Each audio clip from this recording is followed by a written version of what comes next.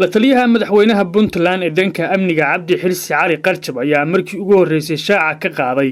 tirada ciidamada dowladda federaalka Soomaaliya ka qaramaysay Puntland kuwaas oo ku sheegay inay yihiin 1376 askari oo dowladda federaalka Soomaaliya ay mushahar siiso isla markaana ka howlgala gudaha Puntland 1376 qof baa Puntland ku nool dowladda federaalka mushahar ay siiso uguna talagashay Puntland inay ku calqaladayso jiritaankeeda iyo amnigeeda. la taliya Cabdi Xilsi ayaa sheegay in madaxweynayaasha Puntland soo maray ay sameysteen hub xilli saddexdii madaxweyne ee Puntland ugu dambeysay ee Flora Gas iyo Siciid Dani uu ku eedeeyay inay saddexduba ka sinaayeen ciidamo u badan hal qabiil. nin intii xiluu ka degay ciidan ama gaadiid umad leedahay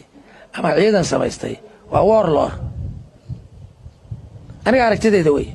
marka qofka qoriga waxa ku doonaya ummadda reer Puntland ama ummadda Soomaaliyeed xilka inay ka ilaaliso weeye oo ayan xil siin oo uu noqdaa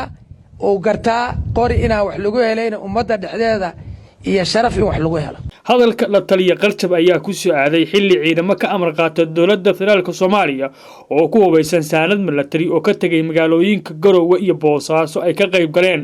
caleemasaarkii Laascaanood kuwaas oo si nabad ah ugu soo laabtay fadhiyadoodii Garowe iyo Boosaaso.